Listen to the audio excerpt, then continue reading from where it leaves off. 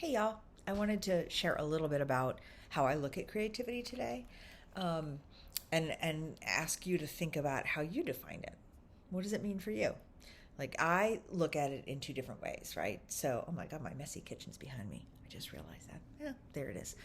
Um, I see it both as a quality that's inside each of us, right? And it's something that feeds us, that we can tune into, that we can strengthen, that we can embrace, that shows up in all kinds of different ways. Maybe it shows up, I always say this, but when we're cooking, obviously I'm food obsessed, making something up in the kitchen. Maybe it shows up when we're painting on a canvas.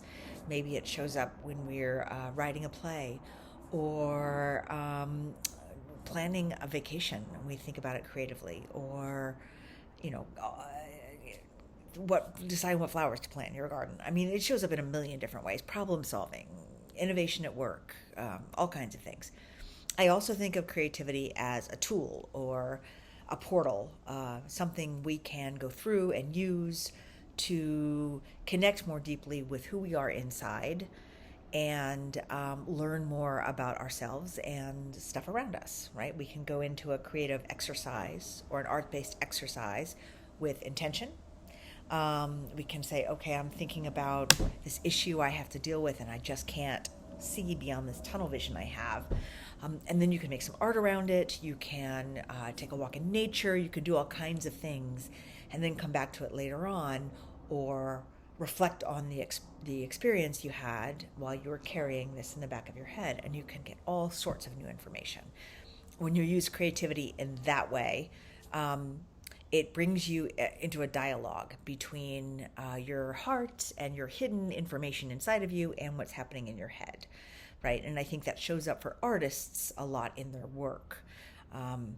It's a rare thing, I think, for an artist to completely be on the intellectual level when they're creating something, right? There's always a dialogue happening, and you don't have to be an artist to access that dialogue, but you can use the tools of creativity and the tools of art.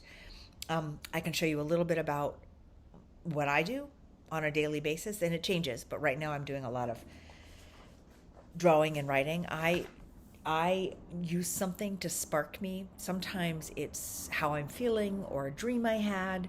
Sometimes I pull a card. I have all these different decks. I have a goddess deck, and I have the intuity deck. And I have, this one is fairly new. It's called Practicing You. And I like it. I like it a lot. It's all about who we are and thinking about yourself and your home. But what I really love about it, I love watercolor. Oops. I just think they're stunning. They're just beautiful, and they make me happy, and that's the back.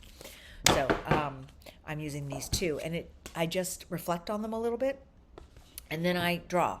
Now, again, I am not a visual artist. I don't identify as a visual artist. It's okay. I'm not making art to put on my wall. I'm not making art to be criticized by the critics in the newspapers. I am making art to learn about myself.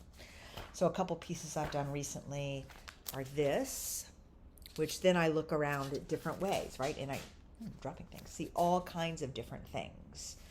And then I do the art, and I don't do it with an idea in mind. I sort of let my intuition guide me. I pick a color that I'm attracted to, and then I make a mark, and then I make another mark, and then I just sort of get lost in it. Then I stop and I look at it. I spend some time noticing what I see in a very sort of specific way. I'm not adding any meaning to it yet. I'm just noticing it. Okay, I see blocks of color, and I see black lines, and I see something thick over here, and then I might notice what shapes I see. Okay, that's interesting. See this one. Oh gosh, that looks, maybe it's a bird. Could be a bird. I don't know. I'm not giving it meaning, but it looks like a bird to me. I turned it this way. I was like, that could be a face. I could see a face there with the hair. And so I go on from there. And then I take a step back and I take some breaths. And I either ask it a question, or I just write from what I've been noticing. I might say, what message do you have for me? What information is there? Who are you? And I go on from there. Sometimes my drawings are much simpler. That's all I needed to draw yesterday from what I was doing, but it was really powerful. Sometimes they're like this. Then I have something like this, and I got to tell you, this work is. It's akin probably to the Julia Cameron morning pages. That's enough for now. Which you may or may not be aware of. That's part of the Artist's Way, and it's the idea that you're getting out what needs to get out, so that you can be more present and connected for the rest of your day, and also keeps things moving inside.